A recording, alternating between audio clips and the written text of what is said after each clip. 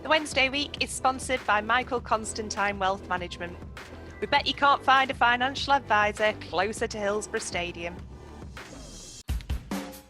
Hello, good evening and welcome to another episode of the Wednesday Week. My name's Dan Fudge and joining me tonight I've got John, Simon and Ash. Today we talk about our promotion chances and a tight 1-0 win against Derby County. How do you think we'll fare in the playoffs? Is there a team you would want to avoid, or is promotion a distant pipe dream? Join us tonight as we find out the answer to those questions. And I'm back from Brazil. Can you tell I've got a lovely tan, lads? Lovely, mate. No. All right. Now... just for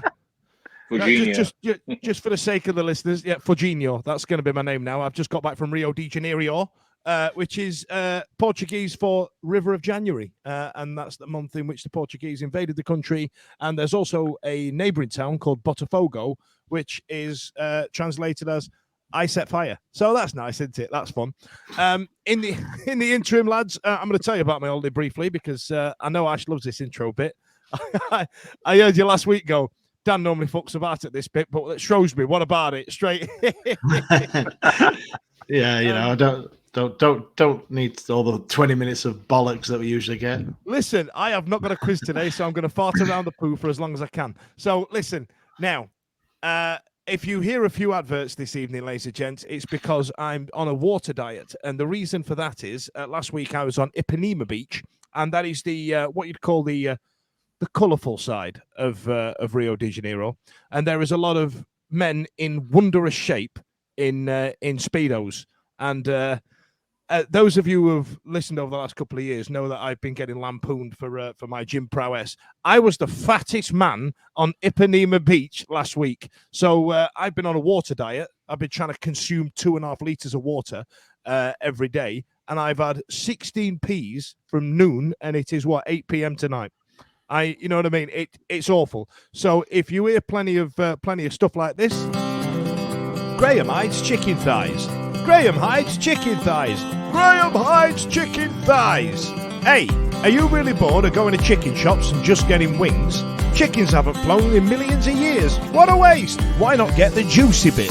Pop yourself down to Graham hides chicken thighs, the best fried chicken you can get outside of Croydon High Street. Graham hides chicken thighs. Graham hides chicken thighs. Graham hides chicken thighs. They're proper good at that. I'm not unhappy with that. That's... For fuck's sake. do you know what? I spend most of...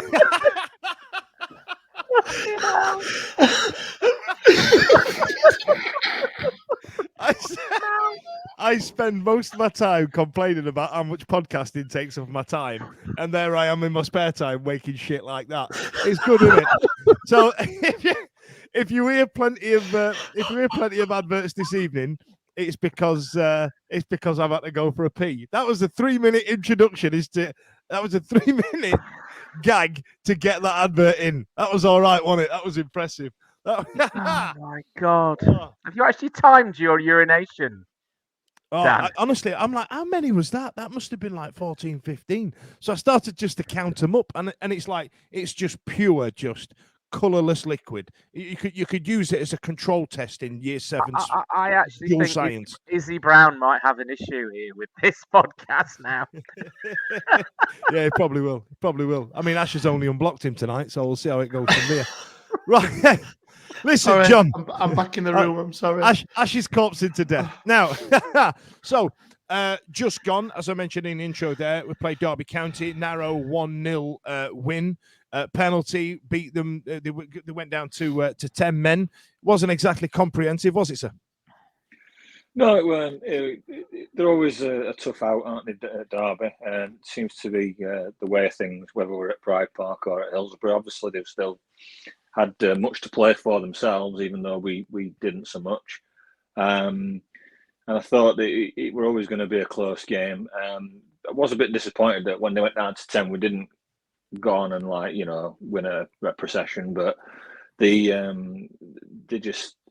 always seems to be a close game. It's just that kind of side. And Paul Warren knows all about Wednesday anyway, doesn't he, from his time at managing Rotherham. So he'll set them up in a certain fashion against us. I think he came out after the game, didn't he, and said something about if they'd have remained in the playoffs, he would have fancied them to beat us over 2 legs. Well, you didn't, Paul. So there's that. So you didn't. So what's your plan now, pal? Ta-ta, mate. Yeah. But yeah, penalty. Oof, I've seen it. I've watched it again today. I'm not sure. I think he goes down quite easily, than him, but it happens. And then there were a lot of shenanigans, weren't they, after the penalty, trying to put us off, time waste, issue with ball being on the spot or not, making Smith re-spot the ball. Then one of them chucked a water bottle, didn't he, right in front of his path, and I thought if they miss now, fans are going to be up in arms. But thankfully, Smith slotted it in, and then after that, they had a few moments, but I thought overall we were good for the win. I'd like to see us close the game out a little bit better towards the end. We were a bit wasteful in possession, giving it back to them, and while it's still 1-0, you never know, do you? But thankfully, we were able to see it out, and I, for one, am much more confident and happy, whilst not underestimating facing Peterborough over 2 legs as opposed to Derby. That's an interesting point. I'll come back to that actually while I look at these two lads, different varying age spectrums. Simon, I mean, you're from the old school. You remember football in the 70s and whatnot. No, was that a penalty? Oh, do you know? It was more of a penalty. It was more of a penalty than the one that was given at Oxford, wasn't it? Come on, Simon. You've seen Dixie Dean live. Come on, tell us about it. Yeah, okay. Contrary popular opinion, no, I didn't see football in the 70s. Right, I thought it was a pen. I've seen it again. You don't handle people in the box, do you? You went down. It's a penalty. Might have been a little bit harsh to sending off. But look, how many bad decisions have we had this season? For example, the Oxford penalty, which that penalty hadn't been given at Oxford, we'd be equal on points with Ipswich, even though we wouldn't have gone up. It's these little things that go for us. It went for us Saturday. We flat to deceive, I thought, in the game. I thought it wasn't the best of games. I agree with John. We should have really gone for the juggler after they went down to 10 men. And I thought we were going to. We had Volks was really unlucky not to score. I felt sorry for him, actually, because there's a couple of times now where he's hit the post. And I thought that was a great, well-worked corner. Yeah, it was nice to put Derby in the place. I'm glad Peterborough beat Barnsley. And, we move on. Derby stay there, but it means nothing unless we can capitalise and get to Wembley and win it, does it? What about you, Ash? What about the penalty decision? I mean, you've played Sunday League with me. That's not a penalty on a Sunday, is it? No, it wasn't a penalty, was it? But we've seen them given, we've seen them not given. There's worse ones, there's better, So penalty decisions now, I don't think they're really a talking point, are they? Because everyone can say, yeah, I've seen them given. Yeah, I've not seen them given. We've had Oxford, we've had that debate till the cows come home and all sorts. But I just want to start with the starting lineup, because the questions before was how strong was he going to go? Darren Moore, who was he going to pick? There was some thoughts people want to see Shipston, didn't even make the bench. Mm-hmm. Was he going to change? Obviously, Gregory, was the rumours about Gregory being injured true? Obviously, they were in the end. It was he going to make a change in midfield, rest a couple of players? And he didn't, did he? He actually went pretty as strong as he possibly could, which was good to see, really, because I think, like I said, before kickoff, it was everyone was saying it's going to be Derby over 2 legs, it's going to be Derby this, and hopefully we all wanted, 95% of fans I think wanted to play Peterborough, but how many times does things go our way? Not very often, does it, when it comes to what we want? So it was good that he went strong, because obviously fielding a strongish team and going out and beating Derby, irrespective of what obviously Peterborough Barnsley, it was good to go in with a 1-0, wasn't it, if we played Derby in the first instance.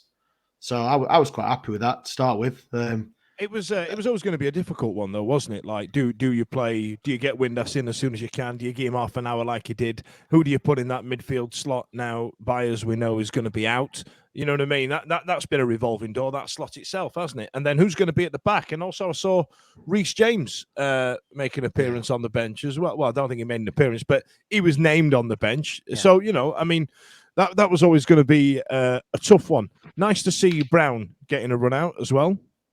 Did enjoy that, and you know, he didn't really play too badly, because if anybody was going to make a howler, it was going to be LP2 at one point. So you know, sorry Steve, but he absolutely nearly shit the bed. He nearly made amends for it 5 minutes later, but he did shit the bed. But let's go through some of the incidents then. So the goal pretty much was the penalty was pretty much one of the early incidents, John. And then after that, I've got LP2 near post.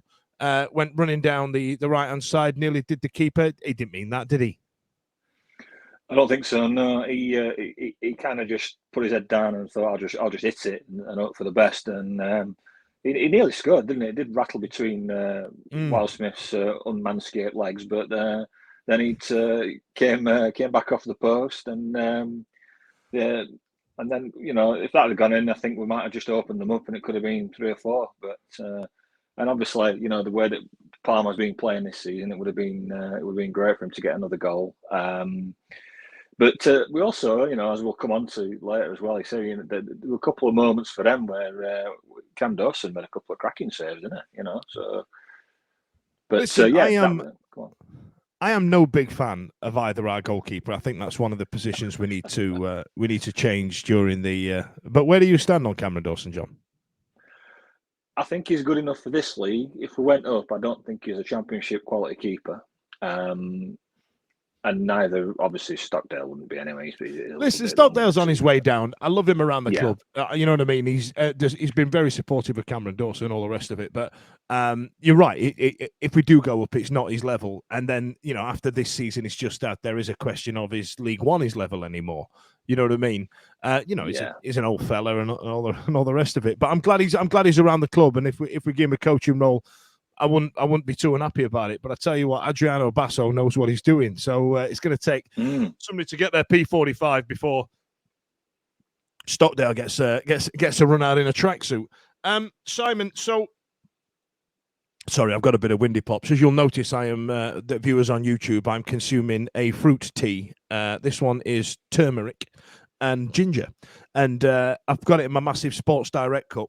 And I've taken far too big a sip because I'm quite a greedy guts. Now, Simon, Liam Palmer went running down.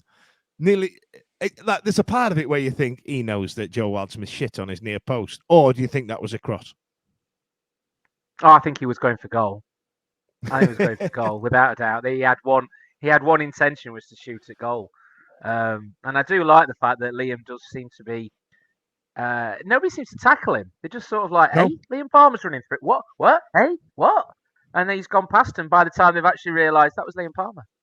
Absolutely. Yeah, and he seems to maraud down and I like that with Liam when he goes down that wing. Yeah, definitely a shot. But that's I tell you what, right? That I just wanted to see if you contradicted to John there, but I thought it was shot. But John just touched on it then, Si. The next incident, as it were, was Liam Palmer nearly shitting the bed at the other end and leaving. What was it? I can't remember. Give me a build up to the goal. Was it a big 50p head? Was that what it was, or was it the top? Yeah, I think it was, wasn't it? It was the one where Dawson was essentially stranded in between. And he just tipped it, didn't he? He just tipped it. It was I tell you what, he read that well because that was going in. Yeah, he did. Yeah, it was. Yeah, that was McGoldrick's chip, wasn't it? Yeah. Was that McGoldrick? Yeah. Yeah. He was their main threat, to be honest. McGoldrick, I thought through the entire game. I mean, Dawson pulled off a couple of saves from him, didn't they? Yeah, Liam was caught in no man's land, a bit indecisive, but we saw that, didn't we, at Barnsley? But look, he's had such a good season. He's can have a couple of errors, can't he? And at that time, they didn't score, thank goodness. Yeah, when it's mathematically safe to finish where we were. Yes. Have as many errors as you want, pal. yeah, that was another 3 points we lost. If we'd won at Barnsley, we would have gone up, wouldn't we? Anyway, Yeah. yeah, it is what it is, isn't it? Okay, so Great save next, from Dawson, though. do Great you save from know what? Dawson. It was a really was impressive immense. save because I think he normally suffers from Rivita wrists. You know what I mean? That affliction that some goalkeepers get, and big strong wrist, got it over the top, and that's where I find Cameron Dawson frustrates me a lot because there are makings there of a good goalkeeper. I just don't think he's kicked on to a higher level. Like, he don't really know the dark arts. There's a few positioning issues that he's got. His kicking's very good. Sometimes his reflex saves are quite poor, but the bread and butter stuff he can do, and then rewind a couple of years ago, that drubbing we got at Brentford just before COVID, that last game under Gary Monk, he got nutmegged from Christ knows out, and then the 5-0 before that against Blackburn, he got done by his own head on the back of the post and all that. There's bits changing in his game, but I don't feel like it's progressing enough, especially if we go up. Do you think on Saturday there was a particular emphasis on the two keepers because we had the keeper who's got maintained his spot and become number one at Hillsborough, and then you've got the guy who, Joe Wildsmith, was always the one who theoretically was going to get the number one spot. He was England under 19s, England under 21s keeper, and always tends to look the best keeper, didn't he, between the two? And Dawson's made that his shirt, and Wildsmith's had to move elsewhere.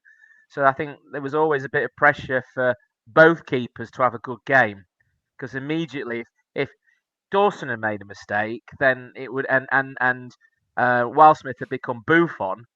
Can you imagine the social media after that, and vice versa? Well, Wildsmith was in front of Cam. Wildsmith was in front of Dawson, wasn't he, originally in the pecking order when they were coming through the academy? If I remember rightly, a lot of Wildsmith getting the run in the team was the 0-0 draw under Josh Lukai, and Dawson saved that penalty. Yeah, and I think he only. Yeah, I think he got into the side via. It was a forced error, a forced change. If I remember, I can't remember honestly. I'm trying to do this from memory, but that penalty save really bought him carried him a lot of favour with the coaching team and the rest of the team and all the rest of it. And then all of a sudden he took over Wildsmith. Now we talk about Wildsmith like he's about 23, 24. He's about 27 now, and is he not like in his mid to late 20s? And he did need to move on, because for me, all he ever looked like was a boy band member. He looked like the little one, like Mark from Take That. You know, like the little one that just went, "All right, I'm here," like, you know what I mean? But anyway, Ash, I've come to you last because I know you like to see the positives in things. There was a couple of incidents. Big sexy Aidan Flint cleared one off the line. That was going in. It was indeed. He's got one back for me. Team of the week as well. EFL team of the week. Big sexy Aidan Flint. Do you know why? He's big and sexy. And then there was one where Pato got played in. Patterson's got played in. I think it was in the second half. And it was a wonderful ball, but it looked like he was running in treacle. Yeah, over on the right hand side. Yeah. Yeah. Remember that? Oh, what happened there? But Ash, I mean, go on. What was your takeaway from it? Go on. I thought it was first one is I thought Derby were shit. I've got to say, I don't think they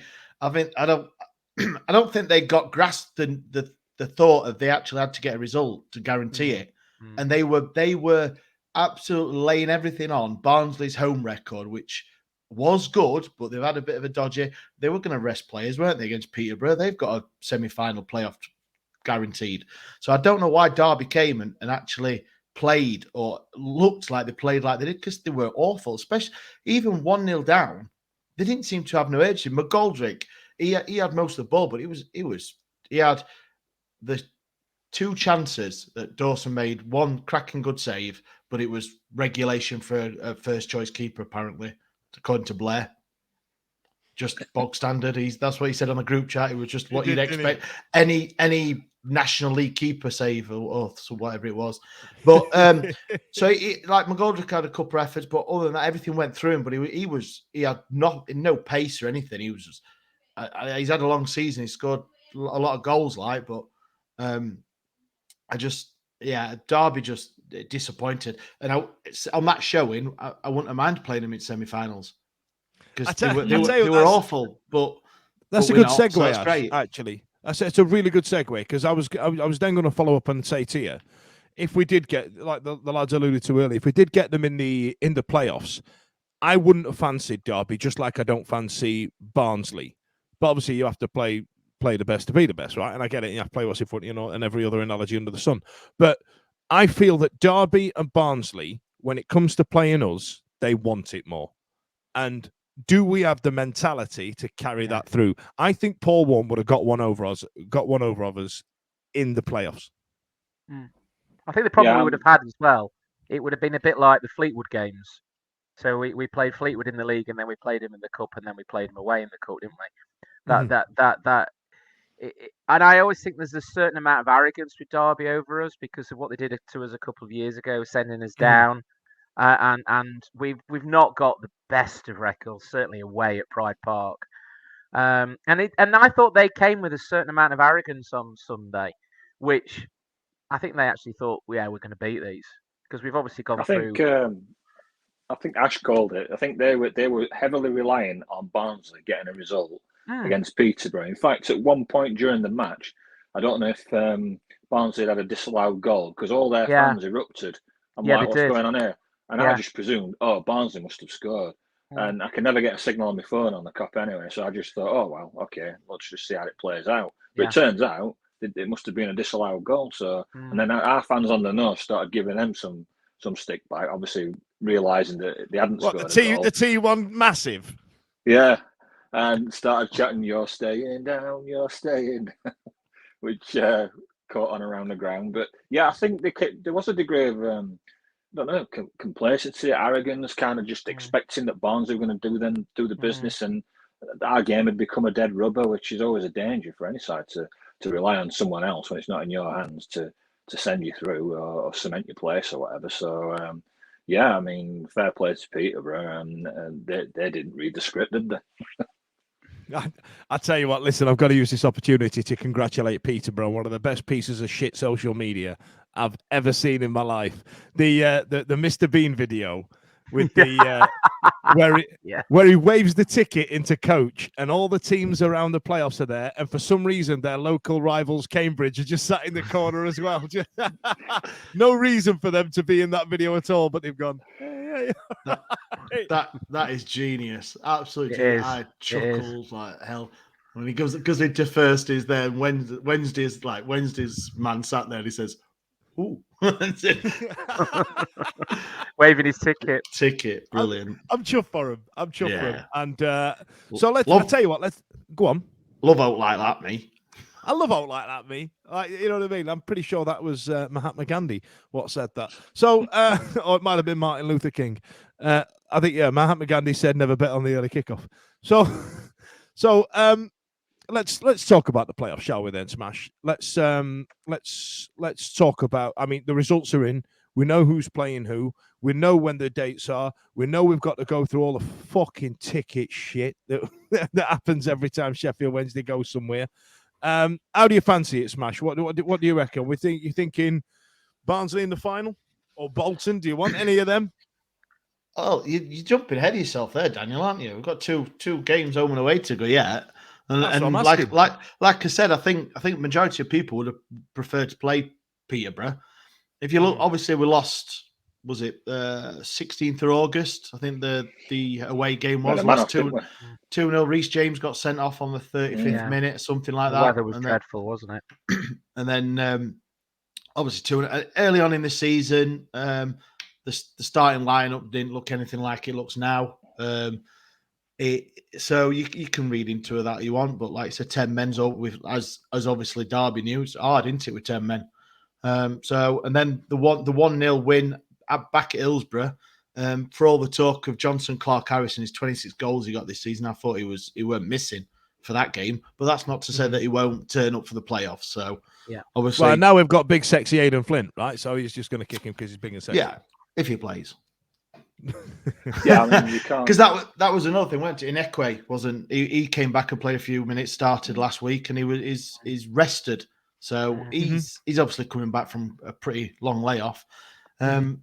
It's however Darren Moore wants to see him play it, but for me, over 2 legs. I think you've got to fancy yourselves, haven't we? I think if we have but, to, right? But, we are. but here's one for you. If Peterborough beat us, it's going to be a coupon buster, right?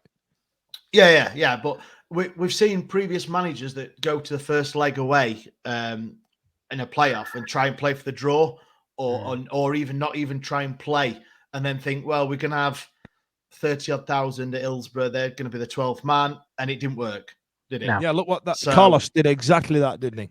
Yep. Yeah. Carlos did exactly that. So to be honest, Moore did it last season at Sunderland as well. Mm-hmm. Yeah.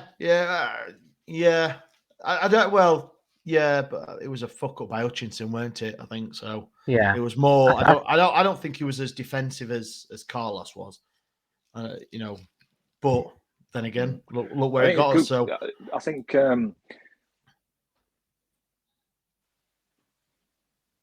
Yeah, I just look at the table while we look at chatting there, guys, and we've actually finished 19 points above Peterborough in third place. Obviously, we've had a ridiculous record points haul, but still don't go up because it's Wednesday, and two other teams are going to get more. But yeah, so obviously you can't underestimate them. I'm glad we're playing them rather than Derby, but we've shown that we're a lot better side than Peterborough, so we've got to do it again now for 2 games, and then you see what you get in the, if you're lucky enough to get to the final. Simon, do you feel like the blip that we had? I said blip. The season-ending run of games that we had, the automatic promotion crippling blip that we had. Do you feel a lot more confident going into the playoffs now we have that test of mental strength out the way? I think the positives have got to be taken on the players that are coming back. So you've got Windass, we've got Inhekwe coming back. We've come back. Reece James come back. I think Adeniran has come into some form. I think Backinson, the last couple of games he's played in, he looks like he's got some amount of form coming back. Those players that took a dip seem to have come back up. Smith scoring. I've heard a little rumour that Gregory's going to be fit for the playoff games. Although he will be donning. More said that, didn't he? Yeah, he will be donning a Phantom of the Opera mask. So we've got players coming back. We've got players coming back. A strong squad. And in all intents and purposes, other than the Burton game, we've won every game since. So we're also the team in form. And as John said, 19 points. This is the whole thing with how well we have actually done this season, is that we missed out on automatics by 3 points. We're 19 points ahead of 6, 10 points ahead of third. I don't know what the point difference between us and Bolton is. And that's got to count for something. Sure enough, that's got to count for something. Means fuck all now. I was going to say, that means absolutely. We could have been 59 points ahead or 1 point. It means fuck all.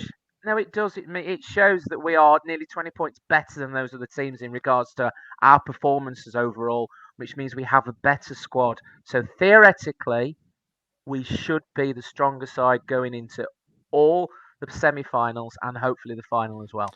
Theoretically, we went to Forest Green and we should have battered them. Theoretically, we went to Burton and should have battered them.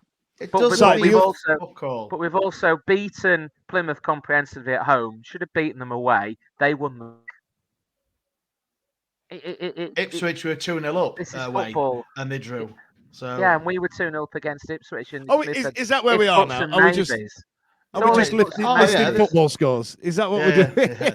But we've got a squad that is better, a squad that has proven over the season that we're better, 19 points better than them.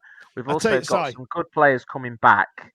So yeah, we do. But 3 days ago, I'd have agreed with you. I'd have gone, that means we are on paper a 19 points better team, right? On the whole. But it's essentially now a cup competition. And then did anybody see Notts County play, was it something like bloody Boreham Wood? And they were Boreham Wood. And they were like 2-1 down until the 98th minute. This is Notts County that have shit the league alongside Wrexham's Deadpool's Wrexham. Yeah. And all of a sudden it could have all fallen away just in that first game. And that game was a very sobering moment for me. I was watching the scores come in and I was sat there going, shit. Because I tell you what, Peterborough are going to play for a draw both games. 100%. That's what they're going to do. Oh yeah, without a doubt. They're going to park And the that's bus. why we've got to. That's why we have got to put our chances away. It's know none what- of this you know what it reminds me going of? there. It reminds me of when we got into the playoffs and Brighton had slipped into third, hadn't they, on the last day of the season? Yeah. And I they think were, Brighton what, were 13 similarly points about above us. 15, 15 points above us, weren't they? And we saw what happened there. So we boots on the other foot a little bit, isn't it? We're probably the favourites to beat Peterborough over 2 legs. They're certainly the underdog, and we know we've got this. You know, we finished well above them points wise, but like Dan said, it's now knockout football. It's a completely different mentality. So we've got to go down there, and we've got to try and be a bit more positive than when we went to Huddersfield away under Carlos, and certainly I would say than when we went to Sunderland last season as well. I think we've got to be more positive than that. They're an open side. They play with quite an open brand of football, Peterborough. So there'll be chances there for us for sure. Yeah. So there's no need to go there and be shut up shop and get back to Hillsborough. Just go there with a positive mentality, impose yourself on the game, and show that you're the better side, and then bring them back to Hillsborough to hopefully finish the job. Who's the manager at Peterborough? Is it Darren Ferguson again? Darren Ferguson again Yeah. for the fourth time. Is it his fourth stint? Fourth stint. Well, Yeah. come back to the nervous, hasn't he, that guy? Yeah. I don't think he was I've got a manager question. in August, was he? I don't think he was the manager in August, though, was he? When we played him the first time. No. Go on, Smash. I've got a question. I've got a question. Right. So, fire away. So, we finished third, 19 points ahead. Do you think if you are third in the third place, you should choose if you play home or away first? So give you some advantage. Yeah. So, the advantage is supposed to be to the third place playoff. Yeah. Because they're playing home second. Yeah. But what advantage would it be if we got spanked 3-0 away? That's not an advantage, is it? No. But if you played first at home and spanked them 3-0, that's the advantage. So you're saying you're the seventh best team in the league, sixth best team in the league, and you get a home tie to start with. How have they earned that type of thing? I mean, there is no right or wrong, is it? But to give the person, the seed, should we call the top seed, third place, the choice to play home or away first. Are we not also the same? We are solid at home, yeah? We are solid at home. So if we went and beat them 3-0 at home, effectively, the tie is over. I know it's not, but it could be, because the way then you set up to play away is totally different. I think we've also got the shortest amount of days between playing on Sunday to play in the first leg of the semis. Don't get me started on the SAG and the changing of the fixtures and all the rest of it. That's just going to trigger everybody listening. The finishing third, you've got no. You've got no clout. Third in that case, have you?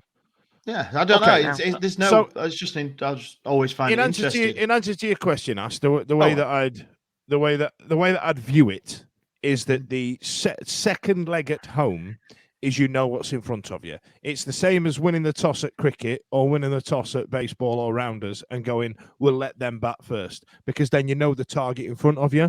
So if you did have the choice, I think the clever team would play the away fixture first. But however, I agree with you. Should it be our choice, we finish third. Yeah, I think it should, because like I said, there is some teams that, like, we've only lost once all season at Hillsborough. So yeah, you could think, well, actually second, but what if we go to Peterborough and have a shocker, someone gets a red card, we lose 2-0 like you did in the league game, and then you're up against it at home, aren't you? Yeah. Whereas if you got the home leg out of the way, away goals, isn't it? You got rid of it eventually, but I never liked that rule. That's shit. I mean, anyone listening could probably scream and say, "Shut up, Ash! It's been like this for donkeys, and it works." But it hasn't. But I tell you what, Ash, I'd argue that I don't think the playoffs are a foolproof system. I think what they are a marketing tool, as daft it sounds. Oh yeah, of course. Because I think your average fan in the street would go, "Oh yeah, I think we'll go for promotion this week, this season," and they'll be like, "Shut up, you silly sod! What you on about? Bloody promotion, you lot!" But when you go, "I think we can sneak in the playoffs this year," I feel like it gives them to, like, Millwall fans, right? If Millwall fans, like at the start of the season, went, "I think we could probably sneak promotion," or Luton fans, they get laughed out of the park. But in order to sound, humble, in order to sound like, "Oh, I'm not just going to have a big head on," and you think, "Oh, I reckon we could sneak playoffs," and all of a sudden, those that seems top half of the table, as opposed to just somebody announcing that they're up for promotion. You know what I mean? It's like taking. Oh, sorry, John. Go on. Apologies. Go on. I was just going to say it's like taking your ugly pal away on an holiday. You know he's going to pull because you're abroad, and everybody, that's what happens. But back home, he can't do out, can he? Yeah. So. I was going to say it's like saying the score's going to be 2-1 because you think they're going to score, but your one works as well, John. Yeah. It's like if the playoffs are. This is another. I don't know why. If the playoffs are good enough for promotion, why aren't playoffs all right for relegation? In it. Yeah. Yeah. But I know that's probably what's another. Well, hopefully, great. We're not in that situation, but it's just seems really strange. And then you get like we've just talked about Notts County and Wrexham that smash that league, and everyone. Yeah. I think everyone and the grandmother agrees that it should be more than one in the National League to go up. They both got over 100 points. They both should go up. But then there might be a team in the League Two that they play off against, or whoever the playoffs is, and there used to be a relegation playoff in League Two. Yeah, they used to do something like that, didn't they? They might have done it at one time. I did hear another sort of suggestion that if a third place team is so many points in front of like fourth and the ones below, that they should have a bye to the final. But I don't, and the others should play for the right to play the third place team if they've been that far in front of the ones below them. They get like a bye to the final, but or a goal head start for every 5 points ahead of them. Well, we'd still mess it up, won't we? Oh, yeah. I mean, there's no way. It is, isn't it? Yeah, of course, and we're in there, aren't we? So that's what we can do. But we've got to take away the fact of that point gap and say we've just got to play to win that final, haven't we? We've got to play to win to get to that final, and take out of our heads if they can the reason why we're in the playoff final. Oh no, we're not even shitting in the playoff final. The playoffs. Cursed. Cursed. Yeah. So they've got to take out that monkey off our back and say, right, this, like you say, this is 2 games to a final. Because then we've got to look at who might be in the final if we were. I mean, who would you guys prefer out the two? Bolton or Barnsley? Yeah. Bolton all day long. Bolton, because I know Kieran Lee can bottle it at Wembley. Oh, Daniel. Yeah, I said it. I would probably go for Bolton as well, purely on the fact that Barnsley have beat us twice, home and away, and the local rivalry, you can call it, is they'll want it more. They want it more. Yeah. Whether we like that, whether we say it's a derby or not a derby. We're their cup final anyway, so we don't want to be there. There is that. Just Bolton obviously beat Plymouth, didn't they, at Wembley 4-0, weren't it, in the Papa First Stop Domino's Pizza Cup. Papa Shango tournament. Yeah, so it's. But then again, it's that is a one-off game, isn't it? We've seen how we shit it against Hull, it's that is down to who turns up mentally, who's in the right frame of mind, who's in good form going in. I mean, we've only lost one in the last 6 games now, I think it is. And won them all 5 out of like 6. So going in, if you do 2 games against Peterborough, beat them 1-0 or whatever it is, that's 7 wins, 8 unbeaten.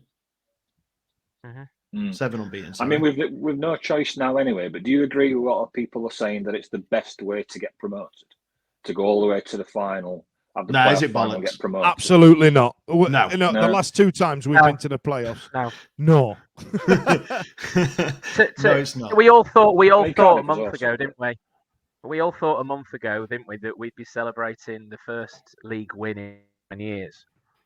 And we were expecting on Sunday to see that team lifting a trophy, and it didn't happen.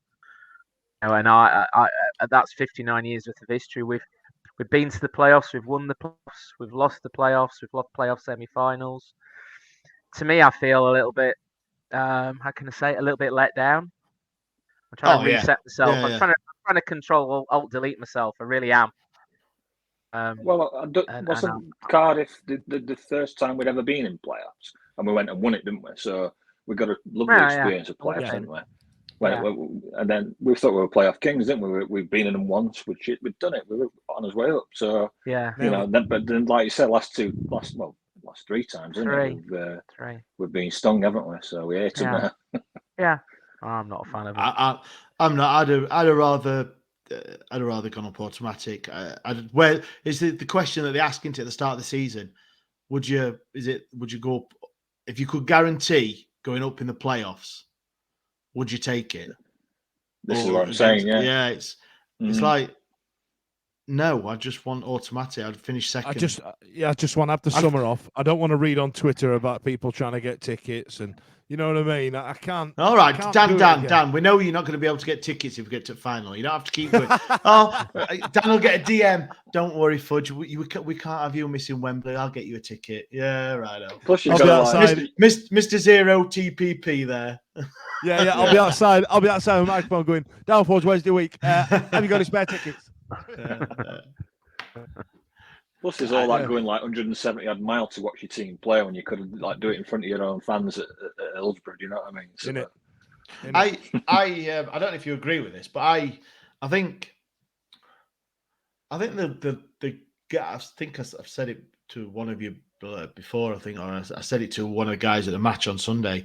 It's like the players have bottled the chance of winning a league and being revered and thought about for years to come to some of the names that we always say, oh, that player or this player, you know, the likes of the early 90s team. Players you say you win a league and the league champions, they're these 23, 24 players would have been thought about for years, but they've got to live with that. We've got to live with it because of obviously we want to see it. We're there, we pay us money and all that and thing. But obviously for a lot of them players, they've got less chance of winning a league than we have us seeing it because obviously they only play for 20 years. We support for till his last breath, don't we? Yeah. So for them, they must be mentally, they know that, don't they? They must have absolutely shit it. And now I would think, hopefully they are thinking now we've lost that chance. We've lost that, but there's still a chance for us to get into the championship. And do you know what, Ash? That's a really good point, that, because you see the murals in the club shop, right? You see the pictures of the celebrations. So look at the Wickham celebration. Scenes when we went up, and you've got that glorious picture of Miguel Llera with his with his headband on. Now we've only got out of League One, really, and I'll still argue with anybody that a club our side should not be in League One. And Miguel Llera played his football in and around the low levels. Never going to be remembered in the world of football, really, at all. But for us, he's a hero. Look at that! Look at that and guy up there. Lee Bullen sat on the floor with us. The Pete McKees have encapsulated it perfectly, haven't they? Lee Bullen sat on the floor with his 3 cans of Stones at Cardiff. If we get up in the playoffs, we will see pictures of Barry Bannon celebrating with the crowd, and we will see pictures of Josh Windass, you know, and all the rest of it, and whoever scored the winning goal, like, and that. But I think you're right. They missed an opportunity to go down in Sheffield Wednesday folklore and have their pictures in the program and come back to do, you know, like, what was that thing we went to, Simon? That class of '92 dinner and that type of thing. That they really missed their chance to do that because we essentially bottled it. But this is going to be go on. No, I'm sorry, I took you off there. I know it's only a League One, and like you said, we shouldn't be in there. But I know League One winning that is a bit different from the League Cup winning, and obviously 2 finals in '93. But it's still a league title. Yes, it's not the league that we want to be in. We want to be in the Championship. We want to be in the Premier League. We want to win them. But for this era of players, Bannon's been at the club at 7 years now? He's going to be considered a legend, but he's not won anything. He's not. What is it? 2 failed playoffs and a relegation. He don't want that on his CV, does he? He wants to have a league. So for the captain as well, he must be absolutely seething. Whatever the reason is, we'll never know what happened after the Barnsley game. We imploded we got injuries, key players. We don't know. Whatever it is, it's a tsunami of shit that happened. But for them players, and us fans, we've lost a chance, a very, very fucking good chance of a league title. Oh, it was such, and it like was you such say, a big deal. that's history. You got something to show for the history there, haven't you? Yeah. Something that signifies what you did in that season. It will never be forgotten because it's commemorated with the trophy. So Absolutely, I understand that. Absolutely. Now, I'm going to bring this as the last point before we go into the murky waters of trying to predict something for the playoffs. But the Ipswich signings in January. Now, listen, you've got to give it to Ipswich. They were there and thereabouts, and they weren't even on our radar because we had such a big buffer.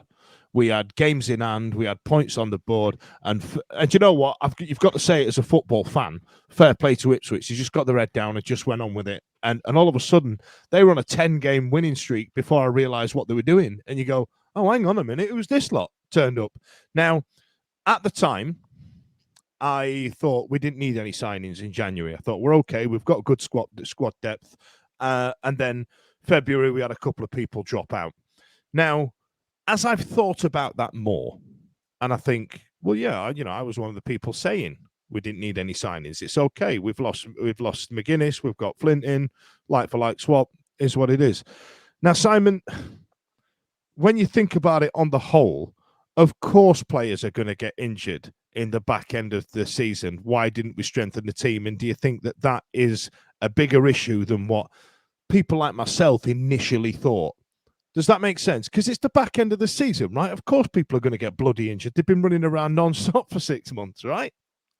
I think there's two. I was completely in agreement with you, and I think we all pretty much were, weren't we? That the only strengthening you need to do was McGuinness had left and gone back to Cardiff, so we needed a centre back, and we brought Aidan Flint in, and I think we're all fairly happy with that.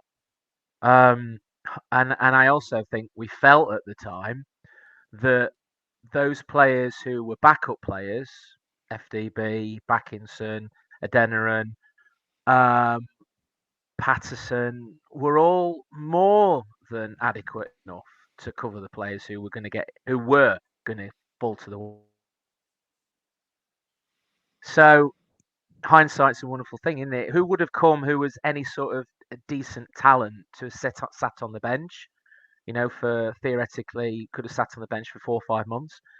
Also, as well, don't forget that Ipswich and Plymouth have both had experience of being at the top and then falling away. They've had that experience, and they did that last season. I thought Plymouth would fall away as well. I'm actually shocked they stuck it out. Yeah, and they did that last year, and so did Ipswich. They both fell away. And maybe that, knowing that it can happen, because I remember John saying right at the start of the season when we were talking about our squad, that we actually all agreed with John that we've got such a big squad that will play dividends as the season goes on and injuries come in, because people will be able to fill those places. But then when you look at losing Ben Hennigan, losing Ihekwe, losing McGuinness back to his team, Byers, Bannon, I think actually the injuries have been unprecedented this season. Windass, Patterson. Sorry, Si, I just lost you a little bit. If you actually think of it. Yeah, I don't think there's a first team player who we'd put in our first 11 who hasn't got injured this season. No, I think agree every with single you. one of them. I think every single one of them, maybe not Marvin Johnson. Marvin Johnson had the ban after Ipswich fans videoed him and then complained to the FL. But I think he's the only player who has not got injured in the first team this season. And that turned out to be quite crucial as well. The fan submitted evidence. That's ridiculous. So you got twofold, haven't you? That July. Did we need to bring somebody in? Hindsight says we did, but what position would you have brought in? And also as well, the two teams that have won the league have had experience of this drop off, and maybe that experience has paid them dividends this season. 101 points, 98 points. Look at Plymouth. They lost a keeper halfway through the season that still made team of the season. Yeah. And they lost a lone player who got recalled when he was on like 15 goals or something like that. So Was it Whittaker? Yeah. Whitaker, yeah, he was a good player. He was. Yeah, So yeah. we always thought then, didn't they? When he's been recalled, that's it. Mm. I think we should have brought someone in, but it's only speaking on hindsight. Like I say, I would have liked somebody up front, but the thing is, Moore said he did try and get someone, got gazumped by somebody. But then what you're going to do as a parent club loaning someone out where you've got Smith, Gregory, Windass, or Patterson got injured like a week later or something. So you've got them. You're going to think you're going to lend a 21, 22-year-old out. He's going to be sitting on bench. And that's obviously not what they get loaned out for. They want minutes. Yeah. So for whatever Moore says or things, if he wanted to bring someone in and he didn't find the right person because of whatever reason, I don't know, but I don't believe that Chansiri wouldn't have had the money for a loan player or something like that. I just think that it was hard for Moore to bring someone in who he thought could have added value and that a parent club would have wanted, because he the kid, if it was a kid, could have sat on the bench for 90% of the time, but came on for the last 10 minutes, which we could have needed, because Gregory can't play 90 minutes all the time.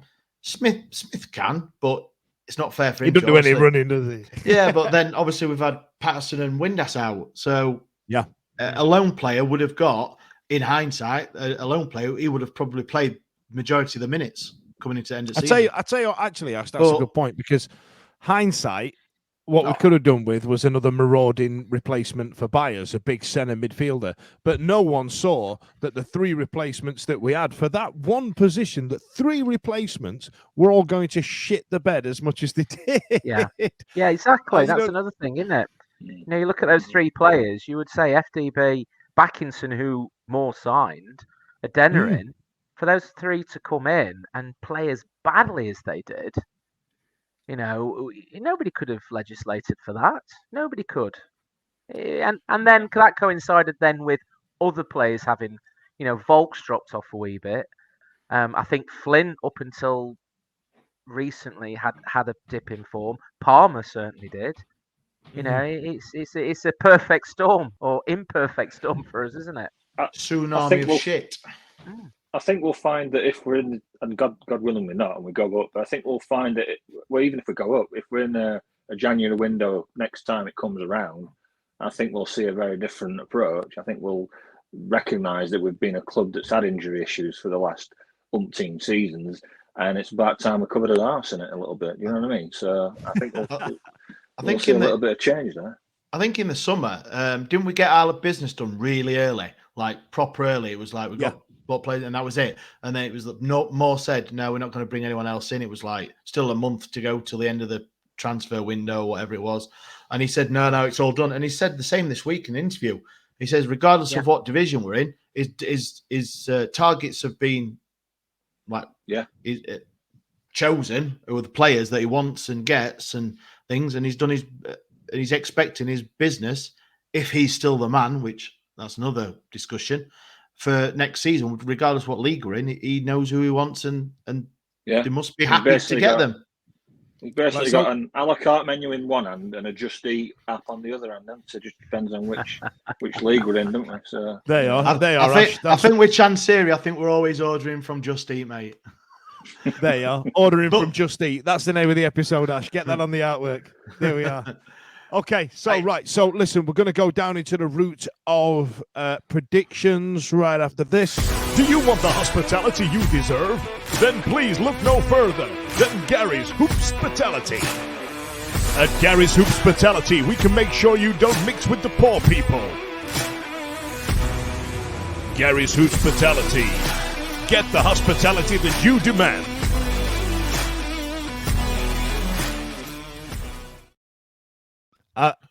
I made that one last week. You can tell the quality's getting better, can't you? You know what I mean? It's if you look back a couple of weeks ago from Des Walker's Massive Porkers, you know what I mean? So I just don't know what to say. I mean, this is award-winning shit, Daniel. It's award-winning shit. How the hell do people will pay for this, Dan? They don't have to. They don't have to pay for this. I think they ought to. I mean, what are you going to go for? What are you going to go for? Graham Hyde's chicken thighs. But here's Gary's Hoops Fatality. Go on. one. Do they sell at Gary Hoops? I can't even say it. Gary's Hoops Fatality. Hoops Fatality. I can't say it.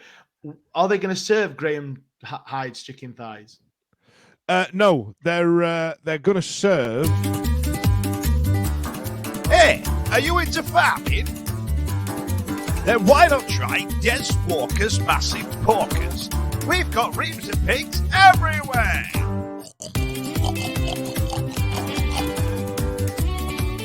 They're great for scratchings. Yeah, they're going to have a hog roast at Gary's Hoops Fatality. Coming up next week, we're going to have Ryan Jones's polyphonic ringtones, something like that. Right. Nokia 3210, you have to type it in yourself. Yeah. Right, so listen, Peterborough playoffs. Now, this is the bit where we have to do a prediction because there's only literally one game to talk about now, boys. It's the first leg. We've just been speaking about what type of game it's going to be. I'm going to, in an uncharacteristic mood, I'm going to go first, and I'm going to say it's going to be 0-0, purely for the reasons that we talked about earlier, because I think they're going to try and shut up shop and win on penalties. What about you, John?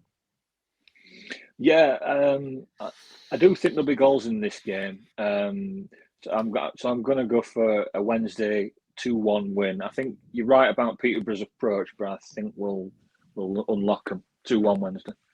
2-1 Wednesday from John. What about you, Smash? Actually, I think I'm going to agree with John. I'm going to go a couple of goals to 1 for Wednesday. I'm right looking forward to it. Got to say, love away. I think love away games. Love them. I think it's going to be an awful bloody game to watch. What about you, Si? I've got to side with the two youngsters there. 2-1 Wednesday. Oh God, I tell you what. When am I always the negative one? When did that happen? How did that come about? Usually me, mate, isn't it? Isn't it? That's normally your role. I've been away for a week, come back, and all the world's in utter chaos and mess. Does anybody have? Go on. Yeah, I'm just going to preempting your question there, Dan. Any other business? It was Glenn Whelan announced his retirement today. So we're obviously still talking on the playoff theme. He was an absolute hero for us in Cardiff. And I'm sure, like the rest of you guys, got fond memories of him playing for Wednesday. Sad that we had to let him go. That's the kind of club we were back then, and him and Brunty had to move on. But for me, I just thought he was a really solid player for us. And like we mentioned earlier, gets into that folklore of being with a side that went up, and will always be fondly remembered for that. When he went to, I think it was when he went to Villa, and when we were in the same league as them, and he went there instead of coming back, I remember being quite gutted. And then he went to, it went from Wednesday to, where did he go? Stoke. Was it Stoke? Yeah. Yeah. And then when he left Stoke and we didn't get him back, and then when he inevitably left Villa, we didn't get him back then. I'm like, I don't know why, but I always thought he was going to come back for another swan song, and he never did. Kind of just a bit disappointed. But you're right, John. I want to wish him all the best. And his missus was always quite good value on Twitter as well, and used to engage with the fans, and fair play. Listen, Glenn, I hope you enjoy your retirement. Don't put the weight on, and let's and stay out the same bars that Lee Peacock goes to. All of the bars. All the bars. So listen, thanks a lot for joining us tonight. There's only one game that matters right now, and we'll see you next week. If you get a ticket, good luck. Make sure you sing your heart out for the lads. Ash will be there with his pie reviews later on. In the meantime, let's go. Let's have it. Let's win the playoffs. Let's get behind the team. See you later.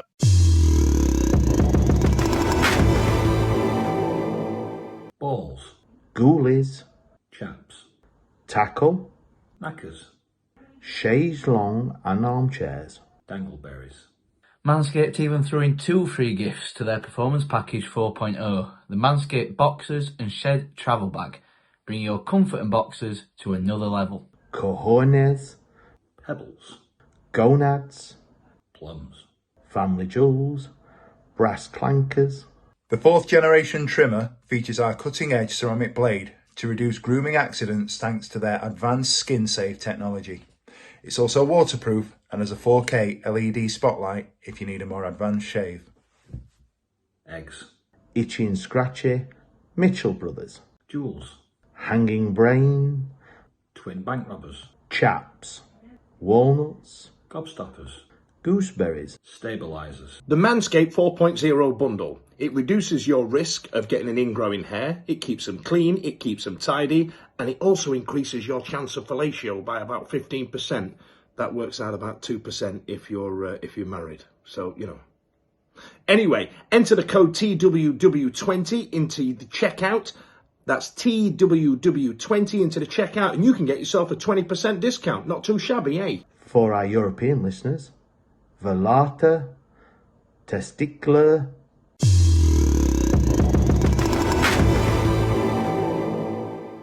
The Wednesday week is sponsored by Michael Constantine Wealth Management. We bet you can't find a financial advisor closer to Hillsborough Stadium.